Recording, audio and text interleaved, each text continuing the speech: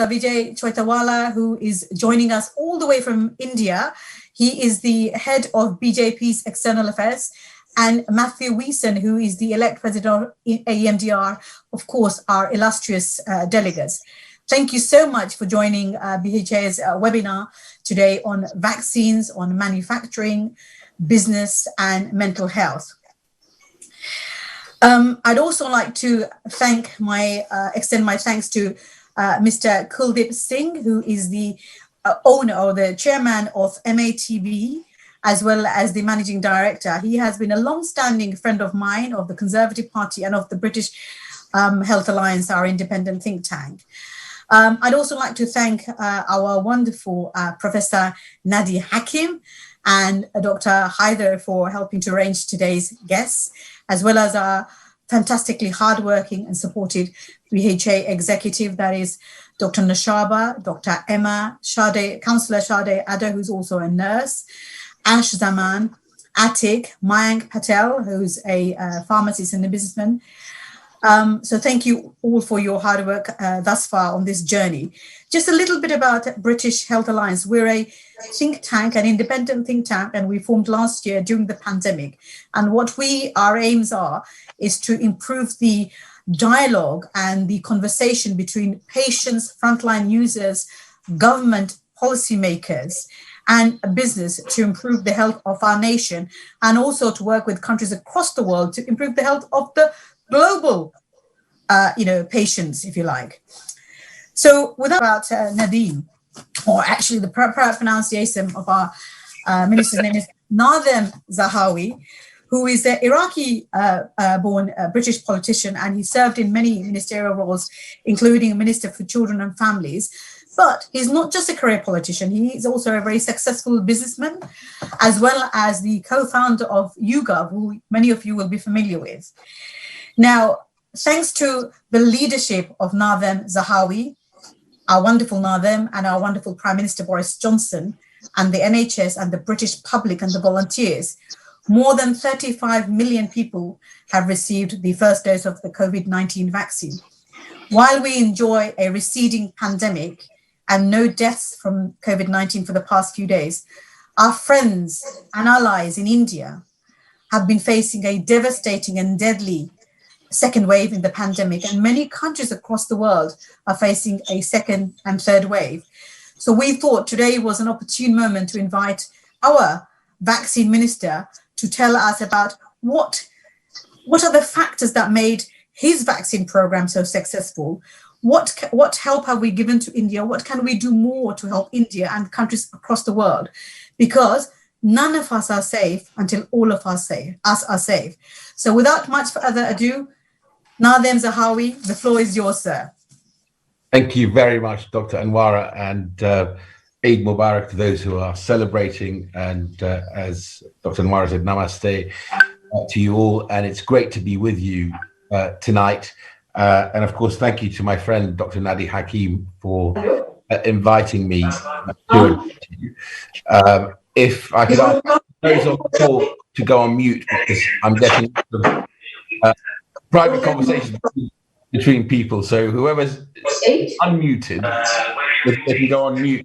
I think it's Hina Mata who's coming across. Thank you, Hina. Thank you very much. So when I was asked to address you tonight, it was really just to give you a little bit of the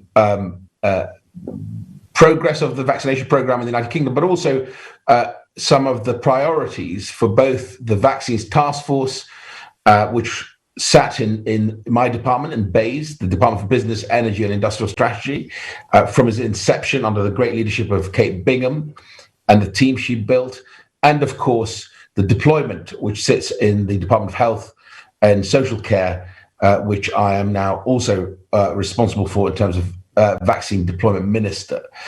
At the outset, I'm going back to sort of March, April of last year. The work that Kate embarked upon with Clive Dix and others was set for her by the Prime Minister. What was his priorities? One was to scour the world, audit all the different potential vaccine candidates, different teams from all over the world. I think over 130 different teams were coming forward saying we've got the best piece of research formulation for the virus to succeed against the COVID pandemic. They then obviously whittled that down to a shorter list, about 24, and then down to 7, and we've added an 8 since when we announced it. And I'll talk about those vaccines that are both in deployment now and the ones that we have confidence that will come forward and make a real difference in terms of future-proofing the vaccination program. But way back then, in March, April of last year, Boris Johnson also set the vaccine task force an equally important priority. So it's 2 priorities. One is obviously find the vaccine and either manufacture it in the UK or contract with it. The second is, right at the outset, think about how we're going to help the rest of the world, because no one is safe until we are all safe. So from the inception of the vaccines task force, the priority, the remit, was to also make sure that we help the rest of the world, which is why we were the first country to fund COVAX to the tune of over £500 million to produce 1 billion doses and distribute them to low and middle income countries. And of course, other countries have now joined us. At the G7 summit, the Prime Minister urged other countries to also fund COVAX, and they've increased that funding at that meeting by another 4.3 billion, and more funding is coming through as well. We also, from the outset, when we worked with the Oxford team to develop the Oxford AstraZeneca vaccine, took a decision with the Oxford team, with AstraZeneca, to provide that vaccine and license it to the Serum Institute in India, for example, at no profit, so that Oxford and the AstraZeneca team will make it at cost and allow other countries the benefit of that vaccine. Indeed, the first, I think, 40 million doses that have gone through COVAX, the bulk of that has been the AstraZeneca vaccine. About 38 million of those 40 million are AstraZeneca Oxford vaccines that are going out. I know that the Serum Institute is manufacturing, and has been for a while now, about 70 million doses a month, both for India and other countries that desperately need that vaccine, and they have plans to increase that, I think, in back end of June, July, to about 100 million doses a month. So their work is incredibly important.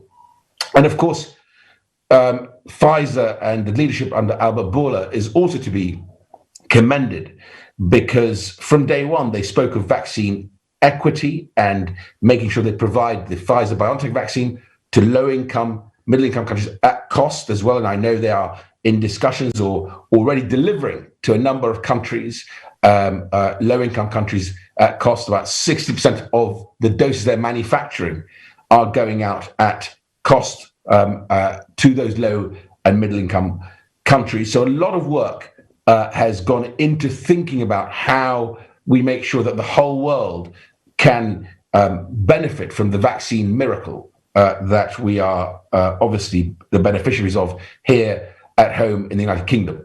Now, that's the supply side, and we can talk more about the challenges around that. Of course, it is challenging in any manufacturing process. I'm a chemical engineer by background.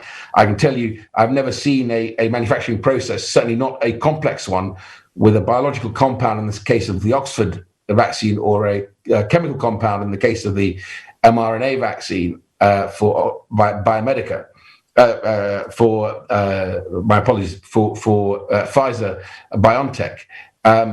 They are complex, they are challenging, they tend to be lumpy at the outset, and then they stabilize and they smooth out, and then you circle back and try and get process improvements or increase production. In the case of Pfizer, really successfully going from 1.2 billion doses to, I think, touching 3 billion doses for their forecast for 2021 for the world.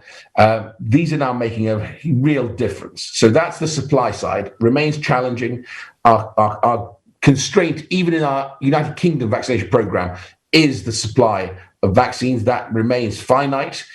We have a third vaccine now in Moderna, and we're very hopeful for the Novavax vaccine and Valneva vaccine, and of course the Janssen J&J vaccine, and the CureVac vaccine, which we have recently announced, which gives us another messenger RNA vaccine, where we're looking to build a variant library with CureVac in the UK so that we can produce any variant vaccine at speed, because mRNA technology has proven its worth, and to be able to move rapidly to produce variant vaccines for any variant viruses that may challenge us.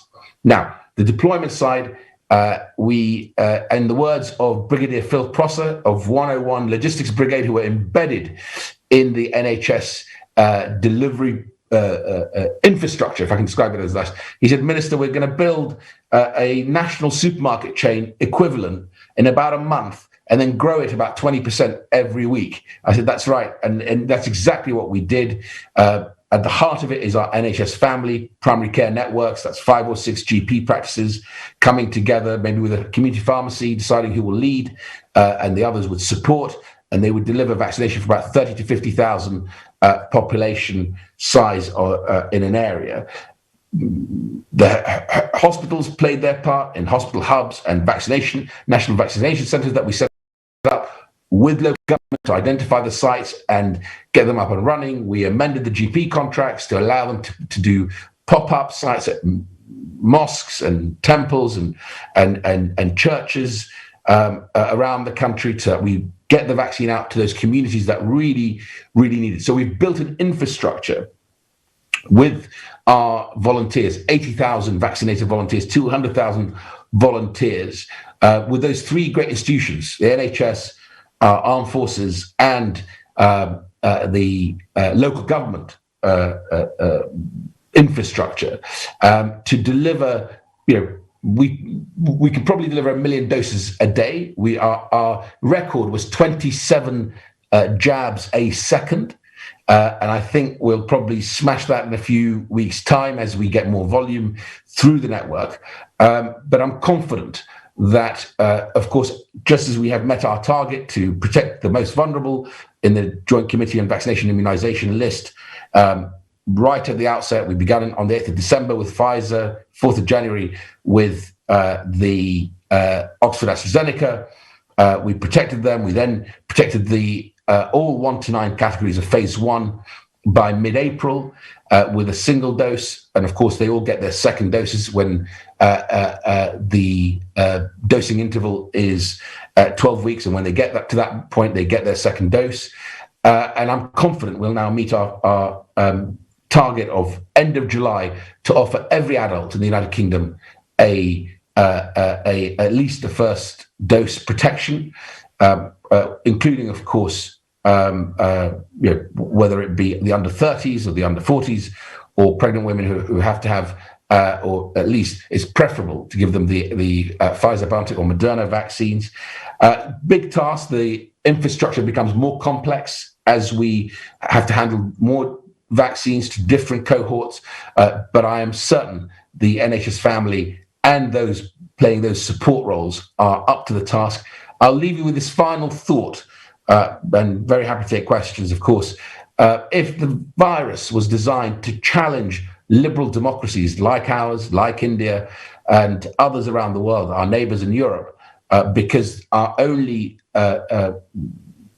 the only tool available to us was the non-pharmaceutical interventions, those NPIs, the severe lockdown that we have had to endure, because that was the only way we could try and bring the virus under control, then the vaccines really do play to the strengths of the 4 nations of these isles, because we demonstrated it in the Olympics in 2012. We're good at organizing. When we have a target, we all work to it. It is that Dunkirk spirit of 1,000 flotillas coming together and saying we will deliver this vaccination program And of course, the British people just get it. And the uptake has been totally phenomenal. In the high 90s is pretty much in every cohort that we've been vaccinating up till now have come forward to be vaccinated. And of course, people are coming back for their second doses as well. So I'm very optimistic that we are in a good place. We can't be complacent.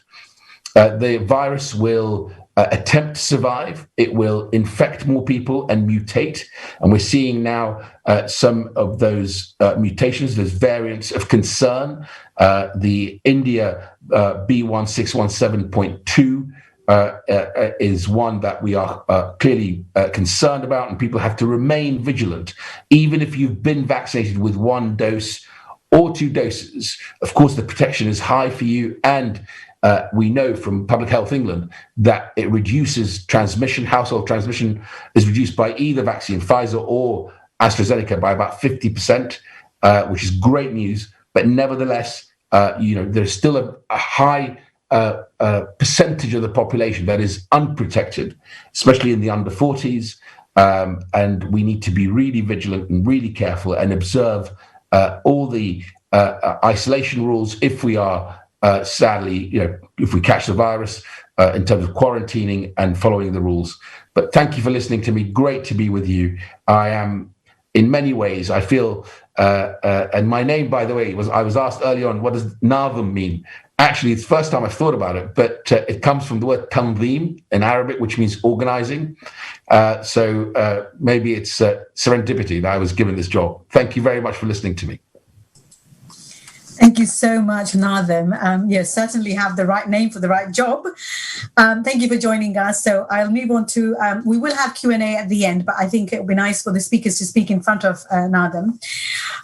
So Dr. Vijay Chautawala is in charge of the Department of Foreign Affairs for Bharatiya Janata Party, BJP. He's also a member of several committees, such as the Board of Governors of Indian Institute of Management, Raipur, Mission High-Level Committee of Atal Innovation, Research Council of Central Drug Research Institute, amongst many others. So, Dr. Vijay Chautawala, the floor is yours.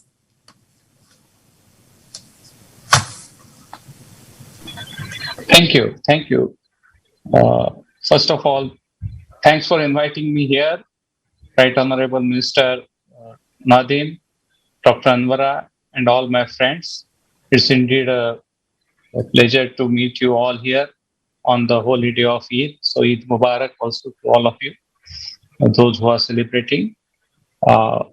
As we all know that India is facing a severe second wave of COVID, and situation, though there is a slight improvement in last 1 week, situation is still serious. The number of patients being added is also in the range of 40,000 per day.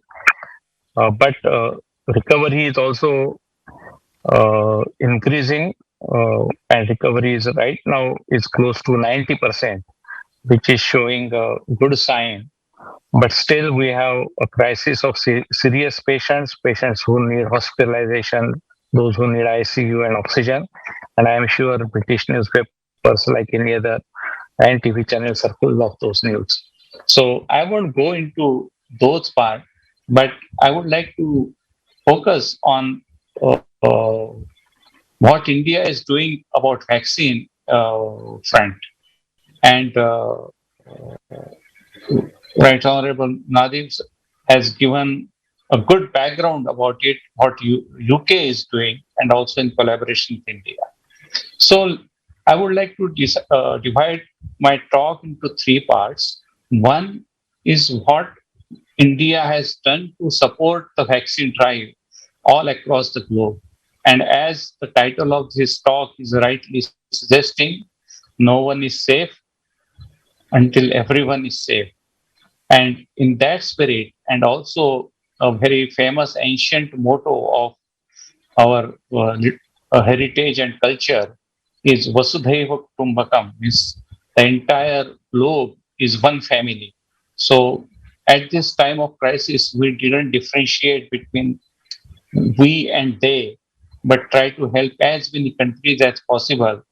So to tell you brief statistics, India so far through various means has supported 93 countries across the globe in terms of supply of vaccine. And India has also given approximately 66 million doses of vaccine to these 93 countries. Out of that 66 million, close to 200 million has gone to the COVAX, that is the WHO initiative to support especially underdeveloped and developing countries which don't have any vaccine manufacturing capabilities. And 200 million doses have, 20 million doses have gone out of 66 million to this. Then another 35 million doses have gone, almost all of them from Serum Institute, which is the largest producer of AstraZeneca vaccine, because they have signed several commercial contracts with several countries. So close to 30 million doses have been supplied by Serum Institute as far as the contractual obligations are concerned. And close to 10 million doses have been given by India as a grant in aid to several countries. Most of them, they are in the neighborhood countries, but also we have given grant in aid supply of vaccine to countries as far as Fiji and Trinidad and Tobago and Paraguay, etc., and also in some other countries in South America. So this is as far as India has done under the program called as Vaccine Maitri. Maitri literally means friendship. So Vaccine Friendship Program. What to give it? I'll take her. It's fine. Come. Are you sure? Yeah. Okay. Yeah. I've taken these kids. They're raining. No, that's fine. I've taken these kids since they were like babies everywhere. Come. It's Rukia. You need to mute. Hello. Yeah. Hi. Yeah. Okay. Sorry about so no, it's okay. So this is the broad split of 66 million doses what India has supplied. Now there is some criticism that because of this supply, India has deprived its own population for vaccination, but that's not true. And I will tell you some statistics about what's the vaccination so far in India. As of yesterday, more than 177 million people have received at least one dose of vaccine. And most of them, almost 80% of them, are above 45 years of age, because that is the population was covered in the first and second phase of the vaccination. In India, vaccination started with first giving it to those who are most likely to get exposed. That means those who are healthcare workers or frontline warriors, etc., the military security people. Then India has opened the vaccination for those who are 60 plus or who have comorbidities like diagnosed hypertension or cardiac problem or diabetes and few other medical conditions. Then in the third phase, India has opened the vaccination for the people who are 45 plus. And now in the group of 18 to 44 has also started very recent. Even though the number in the 18 to 44 years is still significantly low, it is quite heartening to say that more than 177 million doses have been given at least to people, and many of them, at least 60 million people, have received 2 doses also. So this is something that is happening. Now, in terms of percent, of course, this number is low because of the sheer population of India, which is 1.2 billion. So 2 things are happening, and that is where India is gearing up for the next phase of mass vaccination in next few months. And just today, coincidentally, Indian government has announced some significant data which shows that the speed of vaccination, I'm sure many of you must have heard that with this speed, India will take 2 years for the entire country to get vaccinated.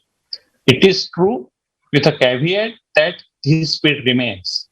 Right now in India, there are only two vaccines that are available. One is, of course, AstraZeneca vaccine produced by Serum Institute of India, and that is almost, I would say, that 80 to 85% of total vaccination is by Serum Institute vaccine, which is branded as Covishield. And also, there is another vaccine in India which is indigenously developed and manufactured in India, that is called Covaxin. Now, Covaxin manufacturing capabilities are significantly low than Serum Institute, and therefore the distribution of this vaccine is naturally quite different. Now, what's happening in India is that there are 4 to 5 more vaccine players are entering. For example, Russian vaccine Sputnik has conducted its clinical trial in India. They have shown the efficacy. The data has been submitted to Indian drug authorities, and they have approved the vaccine for the emergency use. And the first, in fact, shipment of vaccine from Russia has already arrived in India, and they will start vaccination in a small scale in a week or 10 days. But there are 5 manufacturers who have now licensed to manufacture Sputnik in India, and they are almost on the completion of their first cycle of manufacturing, and their doses would also come in market in next few weeks. So what is predicted that close to 150 million doses of Sputnik will be available in the period of July to December in India.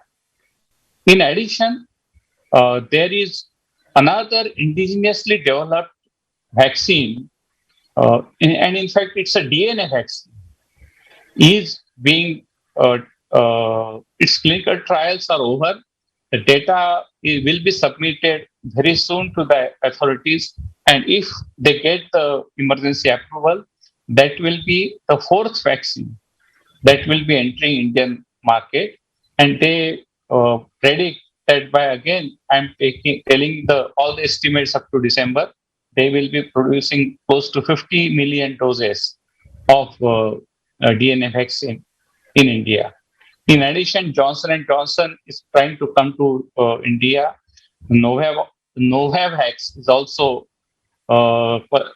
tied up with, again, Serum Institute of India for the manufacturing, and they plan to bring another 200 million doses in India.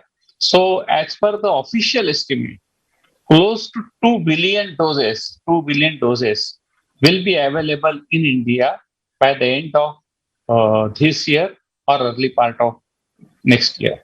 And therefore, India is reasonably confident that all its citizens, at least the adult above 18 years plus old, will be having at least 1 dose of vaccine by the end of the year. And that is quite an ambitious goal, because the production is only one part. The logistics of vaccination, supply of vaccine at right temperature at every corner of country, which is geographically very large, is also another challenge. But I'm sure the partnership of government and private sector, because now private sector is also allowed to purchase the vaccine from the market and give it to their at a market price, which is slightly higher than what government is offering. So there is a combination of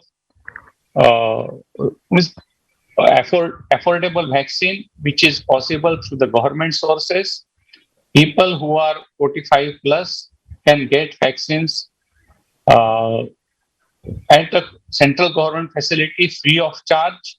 So there are various layers of pricing. Therefore, most of the people who otherwise would be reluctant to take vaccine because of the price issue will be able to take vaccine. And another thing is also today itself, Indian regulators, drug regulators have given approval for the clinical trials of the safety of Indian manufactured vaccine, Covaxin, for the youngsters below 18 years. So once they prove the safety of and efficacy in the younger population, they also will be eligible for vaccination. So these numbers show that India has a commitment to significantly enhance the vaccination program in next few weeks to come. So therefore, my humble request to all of you is that don't go by the statistics and extrapolation of statistics. India has a plan to vaccinate every citizen of the country or every resident of this country, and in the shortest possible time. And when this vaccination drive will be over, you will see India has achieved, which is very difficult to achieve in one of the most populous countries of the world. So I will stop here, and I only request you to that don't go by what negative news that are coming from India. There are we are seeing some light at the end of the tunnel, and the next few weeks you will see significant improvement not only in terms of disease containment but also in terms of vaccination in absolute number as well as the percent of the population. So thank you very much, and thanks again, Dr. Anwara, for inviting. Dhanyawad. Namaste. Dhanyawad, Dr. Chaitwala, for joining our webinar and giving your personal experience and insight into the efforts of the Indian government and of the Indian people. As I've stated before, India is an important ally for the UK, and your success is fundamental, not just to the continuing vaccination of British citizens, but that of also of other countries, especially developing countries, through the COVAX scheme, which we're one of the largest contributors there, the British people. So thank you very much for that indeed. Now, Matthew is our third and final speaker before we go into our Q&A section. Matthew is the elect president of the EMDR, the Europe Accredited Trainer and Consultant. He specializes in trauma and post-traumatic stress disorder, and he's had 21 years experience in the military and in combat zones such as Iraq and Afghanistan. So again, another illustrious speaker.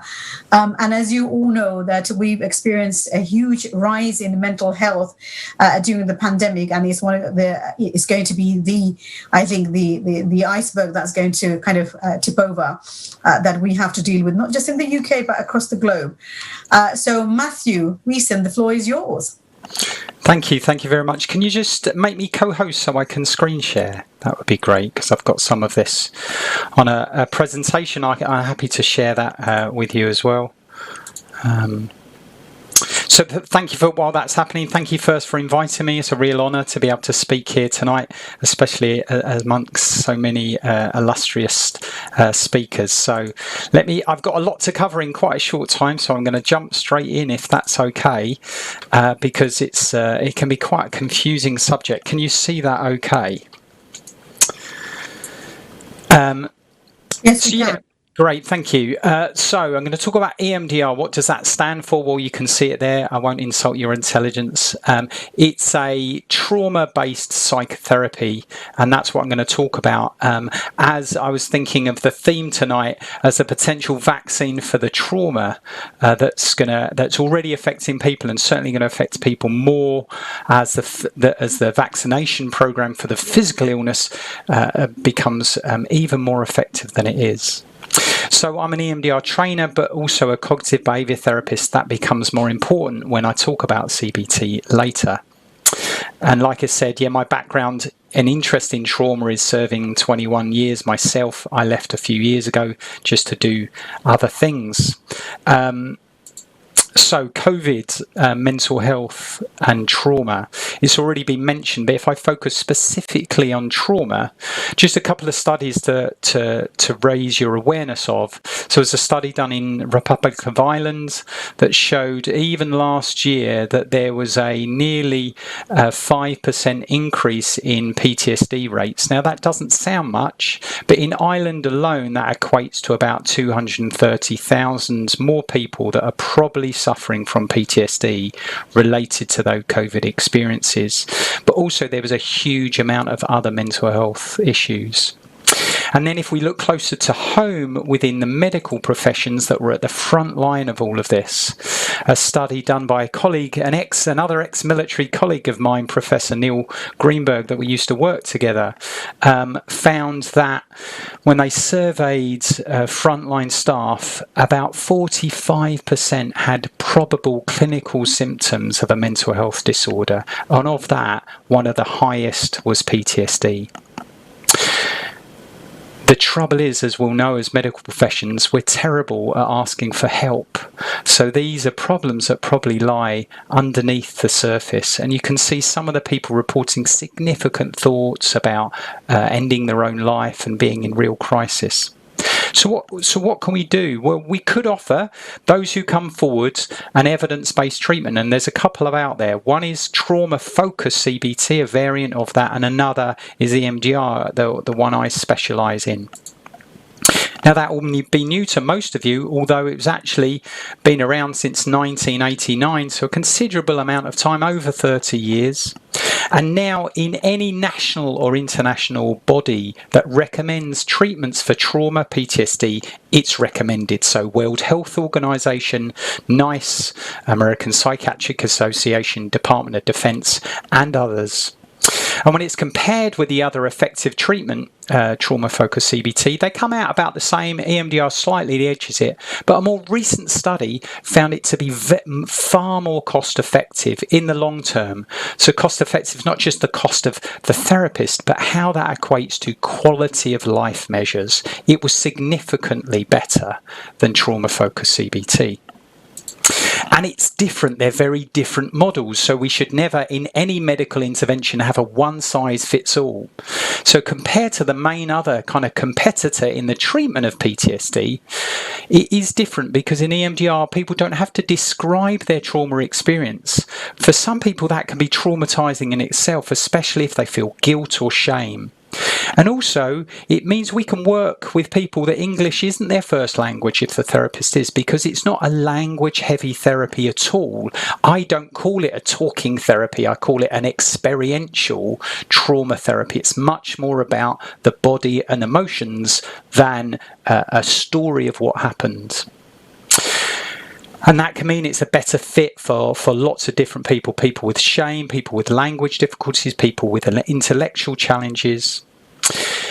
And it's kind of in the way that a big part of trauma-focused CBT is exposure. So exposing people at length to the trauma, to a degree it becomes less distressing. So they habituate to that. And EMDR really only deals with the fragments of the trauma that's troubling the person instead of the whole deal. So it can be quicker, kinder. And also some models have particularly heavy on, you've got to do lots of work outside of the session to consolidate the gains. EMDR doesn't really require that. So it might be the same in therapist time, but in overall treatment time, if you count homework, it's far more effective.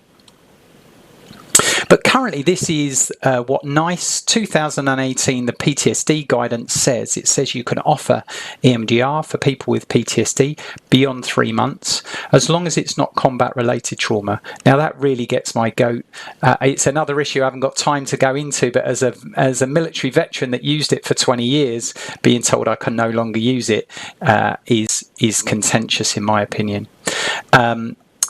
It can be used for children, but as a second line treatment, and people who work with children find that a bit contentious. More on why those decisions are later on. But let me tell you a bit more about how it works as a model. And this slide, this cartoon, pretty much explains what the core thinking in EMDR is that we were designed as humans to overcome trauma. Just like our body is wired for most of us to move towards healing, so is our mind. And so we see PTSD when the natural healing system has broken down, because all of you and the people you work with will have experienced trauma, and the large majority will have recovered naturally without the need of people like me. And EMDR is about enhancing that capacity. We believe that the brain and body are wired to heal, and we have the skills to get that back, what I call back online. We call this model adaptive information processing.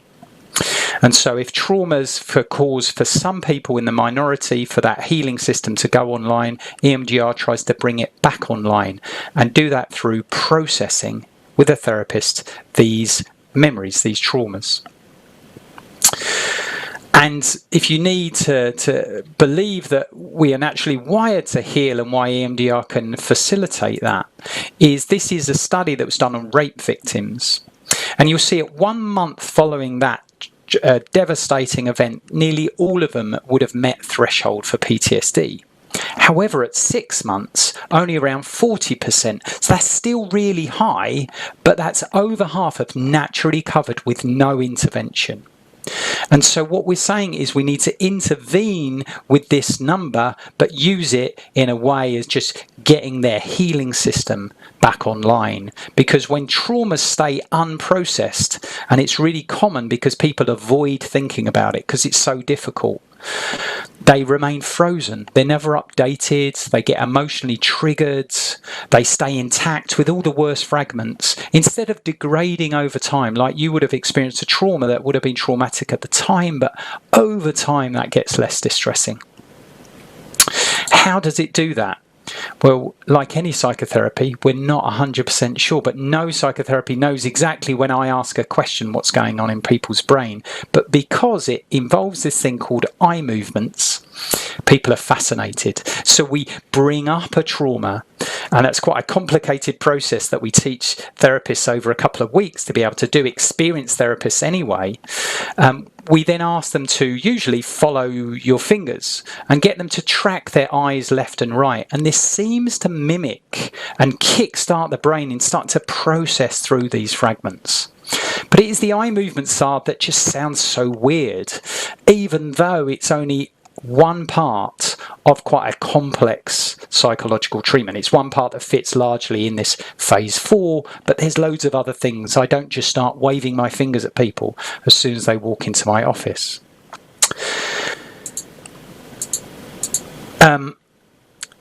But why do we think that's important? Just very quickly, if you follow my fingers, going left and right, or you do a left-right task like tapping your arms, or maybe follow my fingers, I get you to move your eyes left and right while tapping your arms, it keeps you present. Whereas trauma pulls you into the past, and it will feel like that past is the present. So we think it's got a mindfulness component. We think it keeps the fear network settled because we're keeping you in the present while working on something from the past. And we do it in short bouts so you can tolerate it. And that may even be this left-right eye movement, similar to what happens when we dream at night. That's a way of dealing with day residues, and why when your granny would have said, go to sleep, you'll feel better in the morning, you probably did, because that's part of the brain's healing. But there's a couple of other theories specifically about the eye movements, and that is that it overloads what we call working memory or short-term memory, doing these two tasks, the trauma and following a fingers going left, right, overloads short-term memory, which degrades the memory, which is a good thing. When a trauma is vivid and emotionally hot, if you can weaken that, that's a good thing. And then also one fascinating study, they tried to mimic just the eye movements part of this psychotherapy. There's a lot more in it, and to do it with mice. And they were able to replicate it, and it was fascinating. And what they propose is happening is it's increasing communication in a couple of areas of the brain, superior colliculus and medial dorsal thalamus, and in turn that quietens down the amygdala, which I'm sure we're all aware is basically where a lot of the fear lies.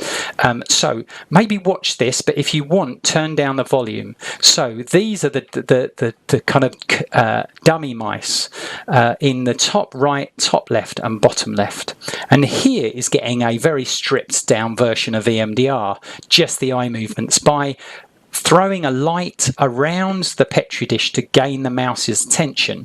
They trigger fear through a horrible noise. See what happens in the freeze response of these 3 mice compared to this one who's getting this kind of very stripped down version of EMDR. So there's the horrible noise, and you'll see that causes these 3 mice into a profound freeze response. But this mouse just carries on as if nothing's happening, because the lights are making him go left or right, and it's dampening his fear responses. And this was even followed up in some data. Enough of that horrible noise. But it isn't just the eye movements, although that's a core part. It's a whole psychotherapy. And one that NICE says should involve various things more than just the eye movements. And it has to be done by qualified, experienced mental health professionals. So my final couple of points, and particularly thinking about you as a cohort. The trouble is there's not enough therapists trained in it. It's still a very minor therapy. So as an example of this was a survey done by a colleague. And they were looking at, is online therapy useful? Because that's all we've been doing for a year, delivering therapy over Zoom. And we would all think pre-Zoom it wouldn't be effective, but actually it is. Interestingly, sometimes more effective than when we're sat in the same room, which is great for hospital managers who are short on rooms. But if you look at the numbers here, this was the amount of people getting trauma-focused CBT in the 2 left columns, and EMDR, this is the numbers, are much, much lower, even though the response is better. And interestingly, the response for online EMDR was even considerably better than both trauma-focused CBT and online in-person EMDR. So we need to train more people, and we need to think about NICE as a guideline, not a rule book, because it says things like not for combat-related trauma. And that's due to a lack of evidence, but the evidence is biased through American research. Americans and the Veterans Administration still recommend it, however we don't. And it's a second-line treatment in that. The trouble is, CBT, I call it, and I'm a CBT therapist, so I think I can say this, has become the Amazon of psychotherapy. It's too big, it's too powerful, and it's swallowing all the other therapies up in it, and it gets all the research money. So my kind of plea for you to plea to other people is fight for more mental health professionals get trained in EMDR so we can have that more available to the impact of trauma, and also let us get access to research funding, because we're a small organisation, the EMDR Association, and so we get turned down for these bids because we can't compete with the Amazon of psychotherapy, and that means then NICE says you haven't got enough evidence, and we say we know, because we can't find the money to do that. So it creates an unfair bias. And if you're in this field already, realise that NICE is a guideline, not a rule book. And in any field, there shouldn't be a monopoly. And unfortunately, that's what we found with CBT. It's a great model for many people, but it doesn't fit everyone. And I will then finish after that pretty rushed through a whole psychotherapy and what I think about it. Thank you, Matthew, for that sort of rocket tour of EMDR, and it's really important because Nazim is a very influential policymaker and minister, and he's exactly the kind of person that we should be presenting to, because as a working GP in London, we find it very difficult to actually get to refer patients. There just isn't enough, places to refer for EMDR, which is so effective. And I think that's something echoed by Dr. Haider as well, many of our executives from the think tank. And it's something that Vijay Chautawala can take back to India as well, as to look at how to combat and look after patients' mental health, post-pandemic and during the pandemic. So what I'd like to do now is open up the webinar to Q&A. So if you want to indicate on the screen, if you'd like to speak, put your hand up. I can see Mayank and Suman Kumar. So if Mayank wants to ask his question first. Mayank Patel, our executive member, yeah. Hi, how are you? So just to give you a bit of background, I'm Mike Patel. I am a community pharmacist, also represent London pharmacies. I've got my pharmacies in Wimbledon and Merton, and we've got a vaccination centre in Tooting, where we did Sean Bailey's vaccine the other with Anwara did it. So it's really interesting. I think the vaccine program, Nadim, has been really, really good. It's been really delivered well. There are some, things that I personally do feel need to get a bit better. I don't know how we can talk to you about that from our point of view. Also, co-delivery of vaccines is really important. Suresh, I think you need to mute. Matthew, I think you got the host, haven't you? Yeah. So just going forward, thinking about a couple of things, and this is looking for our medic colleagues and our pharmacy colleagues, which is couple of questions which are coming up. There is a national insurance indemnity policy which is there in place until I think around the 30th of June or 30th of August. I can't remember which date. Is that going to be extended so that we feel covered? And also, going forward, what's going to happen about the booster service, and looking at other vaccines? Mayank, thank you very much. And thank you for all you have been doing and continue to do as part of the vaccine deployment program. It's great to see pharmacies playing that role. I've got another 95 going live next week, which is really fantastic, and have proven their worth in terms of their ability to give that confidence to their local community to come forward and get vaccinated.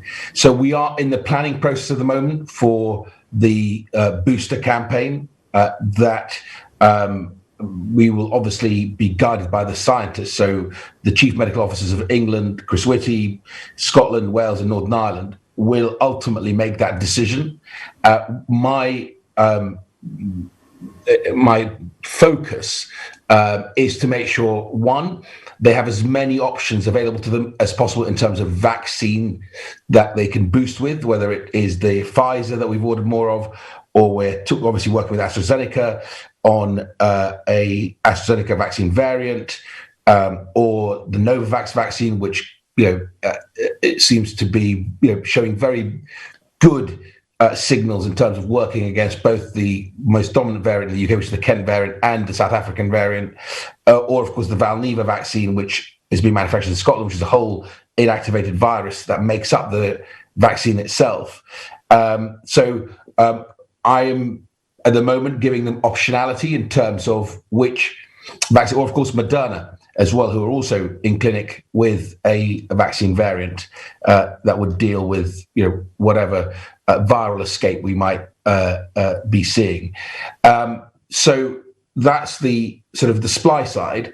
And then on the deployment side, we're just working through at the moment the deployment strategy, because obviously, as you quite rightly pointed out, it also dovetails with our flu vaccination program in the autumn. There are issues around indemnity and everything else, and then we're working through all of that to make sure we give you the confidence, one, to continue to hopefully participate, but also how do we dovetail the two together?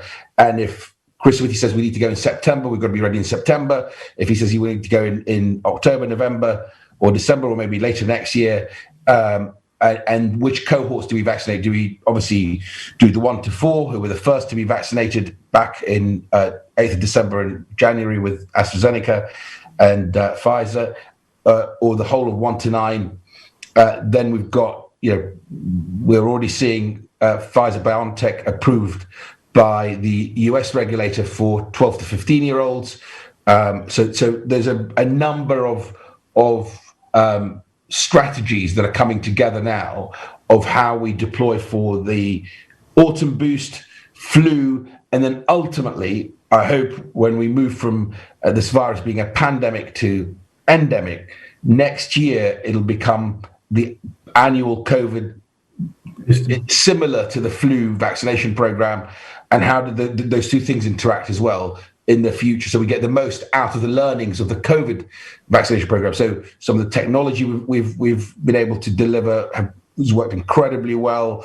What are the lessons to learn from this, and how can we make sure we take the best out of both deployments? Because we want to see, obviously, the flu program also deploy at scale this autumn, because flu has been suppressed because of the non-pharmaceutical interventions and the severe lockdown, but also because of the COVID vaccination. And what you don't want is to bring COVID under control and then have a massive flu problem in the autumn for the NHS. So all these things we're going through at the moment, Mayank. Again, as I say, thank you. But the indemnity is part of that as well. We're looking at that as well to make sure we give you the confidence to be able to carry on. That'd be brilliant. Thank you very much, and thank you for your support. Suman Kumar. Hello everyone. I'm Suman Kumar. I'm a business consultant based in Paris. I have a question for both Mr. Vijay and Mr. Nadeem. Everybody talked here about vaccination program and everything. I have an alternate questions, because what I understand is that countries like India will be vaccinated by end of this year or beginning of next year, which is still a gap of 8 months or 9 months we are talking about. And seeing the condition in India, for the last 1.5 months, it's horrible. So I just I have a questions about what is the alternate research or thinking that we have for the medications. We talked about the vaccinations, but I have a questions on medication to cure corona, COVID for a patient, and what is the idea for having an in-house, testing kit available, so that people don't have to wait for RT-PCR queues and all those things going to the hospital or somewhere. So they said they should have some kind of kit, very readily available, and if they feel some kind of symptoms, they can readily get it confirmed sitting at home with those kit. So that it's very important to get it very early, first of all. And if medications are there, so we have an alternate way to cure a patient before the vaccinations are done. So my question would be, what is the program, high-level program on the deployment of good medications to cure coronavirus, and availability of kits like to confirm the cases of vaccine coronavirus right at home? Thank you.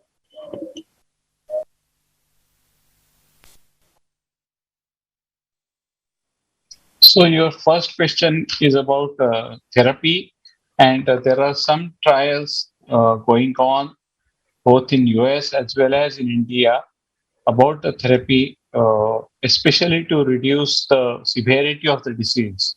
And in fact, one of the known molecule, protein, interferon alpha, has been approved in India, repurposed to reduce the severity in terms of hospitalization.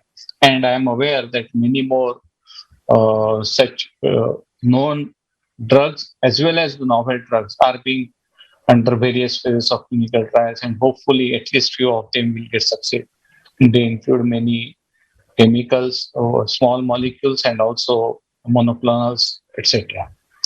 As far as the second question, though it is very good idea to have home-based kit for the diagnosis, the issue remains is of the sensitivity of the diagnosis.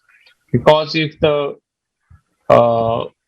test is not sensitive enough, it is likely to give you a lot of false negative. That means the patient is infected, but it is showing a negative test.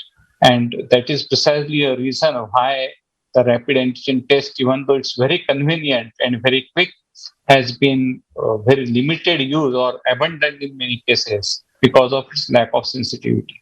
Right now, real-time PCR is the gold standard. There is another technology which is used, CRISPR technology, by Indian scientists, and that kit has been validated with equal sensitivity. But as far as the sensitivity of the test is concerned, I don't see anything quickly emerging which is as good as real-time PCR. So even though the thought is good, there are a lot of scientific and technological bottlenecks. Maybe Mr. Nadeem can comment on it. Thank you very much. No, I think you're quite right, Vijay. And we had to go from what was quite a challenging position where the United Kingdom could only conduct about 2,000 tests a day back in February, March of 2020, where now we are regularly over 1 million tests with a capacity of about 1.6, 1.7 million a day. Now, I think you need both. So the lateral flow test, and it has become so convenient that the NHS test that you get in the household, if you have children of school age or at college, you test the whole family twice a week. It really is incredibly valuable in terms of asymptomatic infection, and it captures that. But actually, obviously, then the PCR tests are also important in our armory of how we deal with this virus. I think it's going to be a combination, if I'm honest with you, on this, Suman, of large-scale vaccination program, which we have. We are about to touch 70% of all adults with one dose, 38% of adults with two doses. So that is incredibly important. But with it, the capability to surge test by postcode, as we are now doing with both the B1617.2 and, of course, the South African variant of concern and other variants of concern, and then genome sequence the positive tests and isolate. I think we're going to have to live with that infrastructure for a very long time to come, to keep this virus under control and to help it become endemic than where it is at the moment, which is a pandemic for the world. On your question around therapeutics, obviously, we're very proud of what we were able to achieve with dexamethasone. They're talking about over 100 million lives already by the use of dexamethasone globally. The Prime Minister announced a therapeutics task force, like the vaccines task force, to look at antivirals, to work with manufacturers, whether it's the current crop of Pfizer and others, and AstraZeneca, but also to look at, like we did with the vaccines program, to audit the world with some great expertise in the UK, partner with countries like India as a sort of the pharmacy of the world, which we love, and make sure we have those therapeutics, because the more we can add to our sort of arsenal of ways of combating this virus, the better the world will be. So, Dr. Haider Jabbar. Hello, hi, good afternoon, or good evening, everybody. I'm Haider Jabbar. I'm one of the GPs here in London. I work in a Chiswick practice, and I'm part of BHA as well, which is an honor for me. And also, I am a GP in AME and the COVID Hub. My question is, thanks for all our guests today, really brilliant contributions. Thank you for Nadeem Zahawi and Dr. Vijay and Matthew. My question is from Matthew Wesson. How long does it take to train a therapist to be able to, deal with EMDR? And is it any kind of therapist, or does it have to be like a clinical psychologist, or what is the qualification of the therapist in order to be able to be trained in EMDR? And the second question is, what would you expect from the government? Is it just a funding issue, or is it a change in the setup of the mental health service to accommodate more EMDR treatment?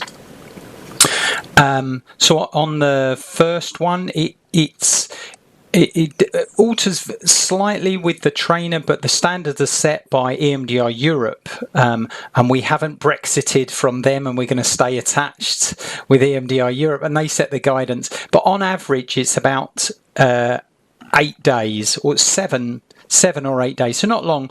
But one of the things the EMDR community has always been very stringent on is the qualifications that allow you access to the training.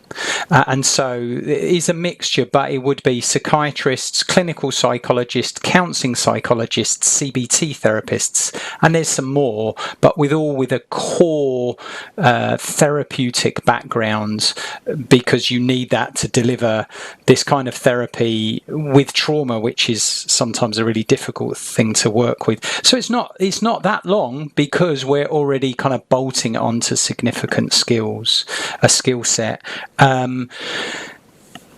As a government, I think there's 2 challenges. One, is to, there's one place where a lot of psychotherapy is developed, and that's IAPT, and that's a relatively new innovation. It's done absolutely fantastic things. However, it's very CBT heavy.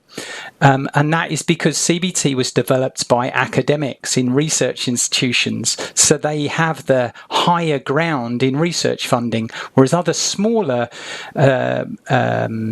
modalities like EMDR, interpersonal therapy, brief psychodynamic therapy were developed by clinicians. And so I use the Amazon equivalent. We can't compete with the research money. And obviously NICE is doing the job it should do, is saying, where's the research? So we have this huge wave of saying, anecdotally we know, but we can't just pluck out of the air £500,000 for a randomized controlled trial. Whereas CBT can, because it has all the connections. And for example, that's what creates the bias in the military, the combat related. So the Veterans Administration in America fund 95% of studies into combat-related PTSD, and they put that all into trauma-focused CBT. We interpret that data and say, well, that's the only thing that works. And we say it's not. It's the only thing that's studied. And I think other therapies should be studied and given a fair piece of that research pie. Because not just EMDR, there are other effective therapies out there. Absolutely, we shouldn't just let therapists do what they like and just choose it up on the day. But if it's so much about research and research is about funding, then that's where the bias starts to skew. But I think the easy win is to train more therapists, because we've got systems in place. The bigger piece is to level the research playing field so other therapies can compete with CBT, which is an excellent model and has helped, thousands, if not millions, but it doesn't suit everybody. It's a very cognitive therapy. Lots of people aren't that cognitive. There's lots of cultures, lots of individuals. So these other therapies, I think, would be a better fit. Absolutely. Thank you. Thank you, Matthew. Prince Singh. Hello. So my question with both Mr. Nadim and of course with the Vijayji. This is our second meeting on vaccination with Nadim. But right now the situation is changed. If we talk about India is going through the very worst situation. And do you have any plan that how we can maximize the vaccine production? So because the India is going to look after those 93 countries also. Those are very poor and not able to buy their vaccine and not able to produce their vaccine. So what our government, in terms like UK government, cooperate with the Indian government to maximize or double or triple the production of the vaccine to look after those countries, the poorer countries. So do you have any plan on this? Prince, thank you very much. I touched on it in my opening remarks. So the work we're doing through COVAX and of course with India, one is the 548 million that we've put to COVAX to manufacture 1 billion doses and distribute them to low and middle income countries. Two, we have licensed the Oxford AstraZeneca vaccine at no profit to manufacturers like the Serum Institute, the world's largest vaccine manufacturer, to produce at the moment, I think 70 million doses a month, rising to 100 million doses a month for the world. And we have also, the Prime Minister and the Foreign Secretary have at the G7 spoken about our excess doses, where the bulk will go through COVAX and some will go through bilateral relationships in terms of any excess doses that we will have. At the moment, we don't have excess doses, although we've got big orders. So you see a big headline.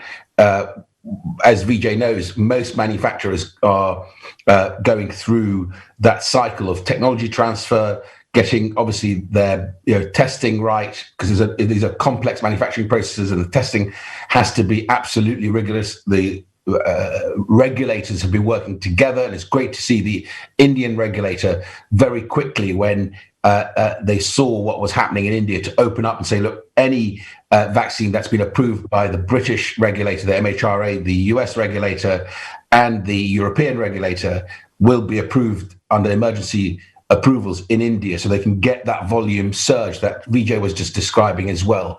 So the world is coming together. The manufacturers are all, you look at Pfizer, they've gone from a capacity of 1.2 billion doses that they were estimating they will deliver in 2021 to 3.3 billion doses for 2021. AstraZeneca, again, I think several billion doses are being planned for this year, as well as, of course, the Novavax and Valneva CureVac and others that are coming through. Thank you.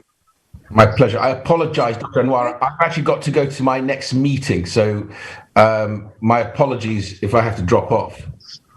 Okay, thank you very much. I think you've given us a lot of time today. I know how extremely busy you are, Nadim, so we appreciate that. Thank you. Thank you, Nadim. Thank you very much. Vijay, did you want to come back onto that? Did you want to add anything to that for the question? I just add that even in India, these kind of efforts are being made. For example, Sputnik vaccine, which is signed by Dr. Reddy's lab with Sputnik in Russia. They have now agreement with 5 pharma companies, biotech companies, for the manufacture of vaccine. There is also very intense talk to transfer the vaccine manufacturing technology of the Bharat Biotech indigenous vaccine to various pharma companies in India. That news has come just 2 days back. So if those efforts are also successful, there will be significant increase in the number of doses available in India also. Thank you, Vijay. So Amit hands up was next. So shall I give the names of the next 3 questions? So Amit Patel, then Somesh Pandey, and then we had Bopana. I think we've lost Bopana. Anyway, so Amit, if you want to ask your question now. And Bopana MP, she's still here, actually. Dr. Chotawala, over here we've done a lot of work around vaccine hesitancy. And when I talk to my family, both in Mumbai and Ahmedabad, I see some of the same conversations happening there. And whilst I can talk to my family, and whilst we're not totally there yet in this country, but we're working really hard on it, we've produced a lot of materials to do this. Is there something that we could be doing as the rollout in India increases to share the learning that we've had here around vaccine hesitancy, especially around ethnic minorities and Asian cultures, to be helping you as you start to roll out further?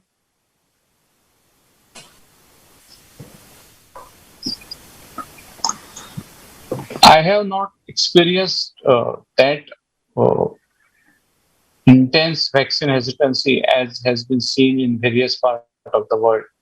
In fact, if you see today the vaccination portal in India, it is overcrowded and there is a huge waiting list in front of vaccination centers, especially even in the age group of 1844.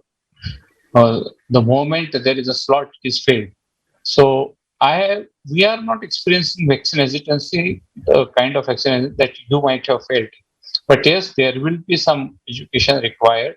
There will be some people who would require to know that vaccine is good for them. And if there are in literature available we will be more than happy to work with you. I'm happy to share anything you need. Thank you. So much Pandey. Yeah, good evening. Hi to all. One question is regarding the vaccination for children. Nowadays, like Pfizer has started, US has given access to vaccination of children. In India also, third wave might occur in which children would be vulnerable. So like today itself, we heard that Covaxin would be producing vaccination for children. That's one issue. And second is like we had heard about nasal vaccines that are being prepared. So how soon that would come to the light? And thirdly, the patent waiver. How does the world see the patent waiver on a vaccine so that more and more vaccines can be produced? Like Europe is also facing shortage of vaccine, so more vaccines have to be produced. So these are the three questions. Thank you. Oh, you have answered all of them. In fact, your questions itself that already the clinical trials are going on for the younger people for the vaccination, but the safety data needs to be generated as a part of regulatory process, and as soon as that is done, the younger population also will be able to vaccinate. As far as the waiver is concerned, yes, India has advocated about the waiver, and that will definitely help not only India but also the poorer countries of the world to get vaccine at affordable price.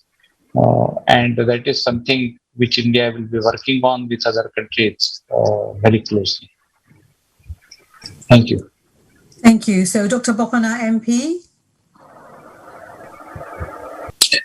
Yeah, namaste everyone. My question was also based on vaccine hesitancy.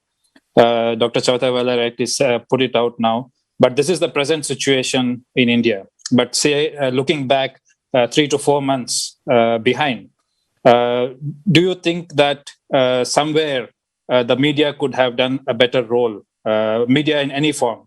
And was that also responsible for decoupling the initiatives of the government in terms of vaccine delivery programs? Was there any anything better that could have been done by the media? And was there a regulation required? Regulation not in the terms of regulation in terms of presenting the right aspects of vaccines.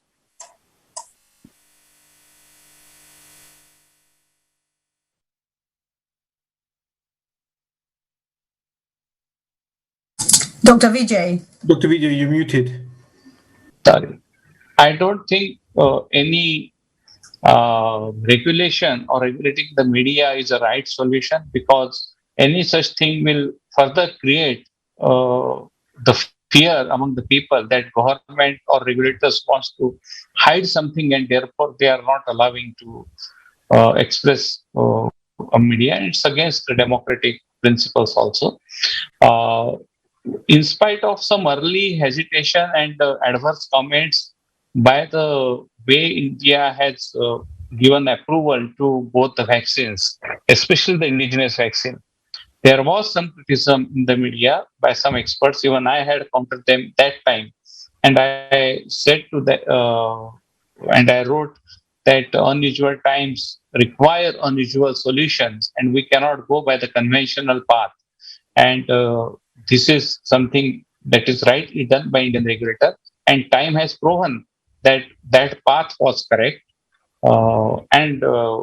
So once any such things is proven by the data, the people's confidence go up, and therefore very rigorous assessment of the data and presenting them to the people is the right way. There will be always some people who will be skeptical about the vaccine or any other thing that government or regulators do. So we should wish them good luck and move forward rather than wasting time on. Thank you, Vijay. So, delegates, does anybody have any other questions for Matthew Wesson and Dr. Vijay Chautawala? I don't see any hands up at the moment. Any questions? Can I ask Kuldeep Singh? Kuldeep Bhai, do you have any questions? I think he's busy streaming it live. Prince, Prince's hand up is okay. Prince, go for it. My question again with Vijay ji. the role of politician right now, because most of the public servant or politician, those either from any parties or BJP or Congress or any XYZ parties, they are not picking up the phone calls. And those who are proclaiming themselves that we are the true social service and we are looking for the people and everything. But right now, the people are looking for some medicines, oxygen bed in India, but the politicians are not taking the phone calls. So what is your opinion on this?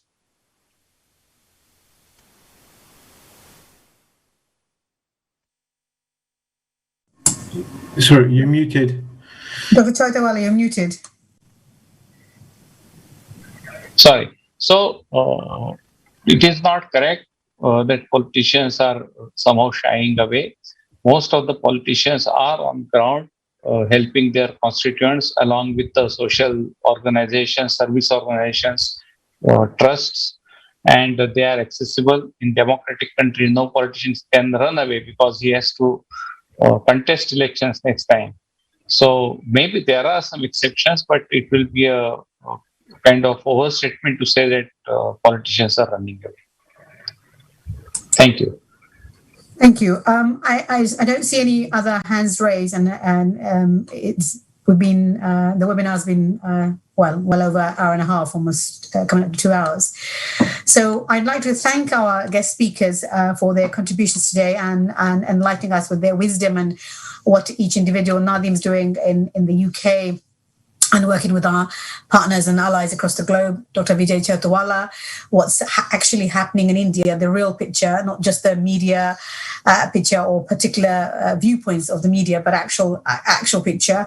And to Matthew Wesson educating us on EMDR, which we need to have a lot more of. And also, I'd like to request that all our delegates today do look up British Health Alliance. It is British Health Alliance 1945.org. If you just put British Health Alliance, will come up. Do follow us on our social media. That is our website, our Twitter, Facebook, and Instagram. As I said, we are NHS professionals and allied professionals that formed a think tank during the pandemic, and our intention is to make sure that the patients and the service users' voice is heard. We are working on research, and we will be working with Dr. Choitawala to do research with countries such as India to see what the effect of the pandemic has been, how not just our health system, our entire life, our economy, our culture, everything has been affected by this pandemic. And how do we, as a country, come out of it, as a world come out of it, and how can we build a better world so that in the future, and pandemics happen every 100 years, that our wisdom, what we learn, can be passed on and we don't face such devastating deaths and destructions. There was a message from Sonu Mulkani Saludi, who again is a key community activist and a faith leader. Did you have a question, or it was just a comment? Are there any questions from the executive, from the BHA executive? May I say something very quickly as a community person? I'm extremely excited by what I'm hearing today, because to hear all this rubbish from the media, it's been very disheartening, to hear of what's happening in India.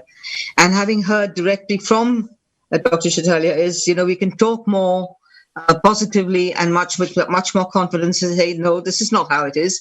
This is the information come directly from the horse's mouth, if you don't mind my saying that. And so therefore we could be letting people know what's happening on the actual front there. Of course, there are difficulties with some of the items that they still need, like the oxygen supplies and whatever. All those things are still got to be addressed. But as far as the vaccine part of it goes, I think it's very exciting to know, because people seem to think that unless we give them all of our doses that are lying here, everybody in India is going to have a hard time, which is nonsense. They also need to know there's a lot of stuff that you've got in a pipeline, and you've talked about it at quite some length. So it's very heartening, and I think I could talk a little bit more knowledgeably. Of course, I'm not a doctor, but I think you need people on the ground, people who are not doctors, just normal people, members of the community, Janta Janardhan, as we call them in India. And God willing, we get the right messages out and get the confidence and see our country bounce back again very quickly. Thank you so much.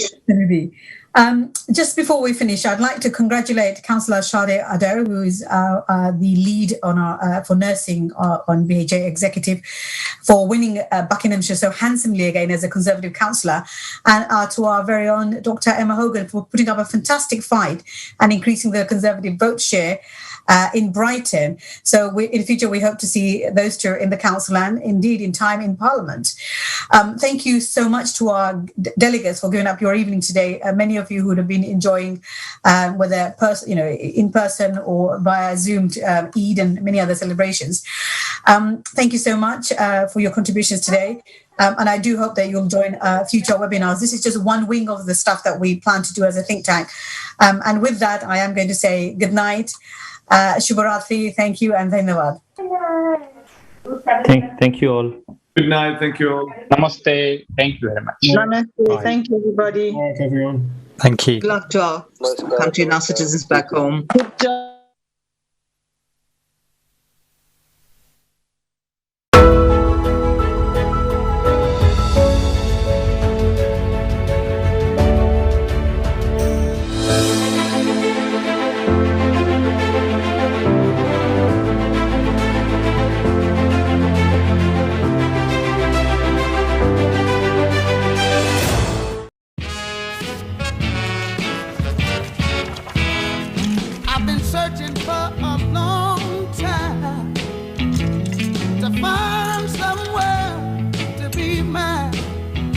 If only finding the one you really want was as easy as with the Mercedes-Benz online showroom.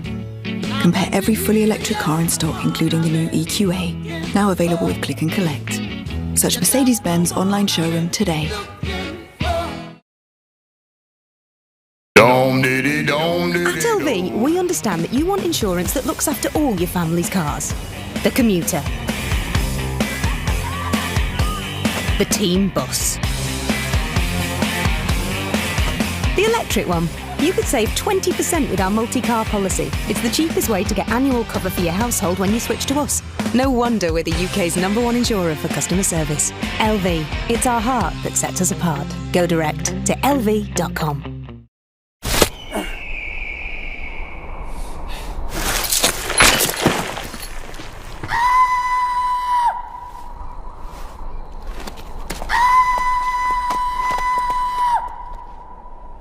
Confused?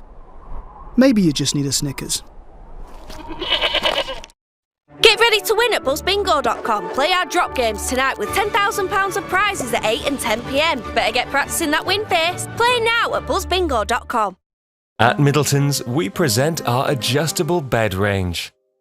Easily move your legs and your back all at the touch of a button. Our 5-point adjustable mechanism provides pressure relief and correct posture positioning. Our range of mattresses ensure your weight is distributed evenly, with a Coolmax cover to ensure your body heat is regulated. Available in single or double and a range of colours. Get the perfect night's sleep at Middleton's. At Frontline, we know your pet helps you feel better, happier. You can do the same for them with Frontline Plus. It kills fleas and ticks on dogs and cats, plus stops flea eggs from hatching in your home. Frontline Plus, the UK's best-selling flea and tick protection for our best friends. Okay, I'm awake. Let's do this, Smudge. Are you ready to party? Keep on, keep on, keep on. You'll never stop. Give me everything you got, Tim. Here for it, Ben. Stay in it with me, come on. Yeah, with you. 5, 4. Last push, you've got this. Yes to you, Peloton. You're done and dusted, just like that. Have you heard about the Vinted app? I'm a big fan. Let me show you why. So this was my room before, and this is after Vinted. Have a go at selling the clothes you don't wear anymore in no time and turning them into cash. And you have the chance to sell to Vinted's entire member community across the UK. Selling on Vinted is easy. Just snap, upload your item and set your price. Best of all, on Vinted there are no selling fees, so you keep everything you make. Download the Vinted app today. Don't wear it, sell it. Life has its ups and downs. Get 24/7 access to video GPs and support for your mental health. We're there whenever you need us. Search Simply Health. I've been using the WW app for a few months and I'm 20 pounds lighter already. Let me show you how. It's pretty simple. 0 points, that. Breakfast, the most important meal of the day. Until you've had breakfast, then it's lunch. Just sneaking in some activity points while I wait. Whew, I should do it. With WW, I can enjoy the food I want when I want. Your phone is right there. Why haven't you joined yet? Oh, because you're waiting for this commercial to end. I get it. WW Weight Watchers Reimagined. Try us out for free. Go to www.com today. At Glasses Direct, try the glasses you like at home for free.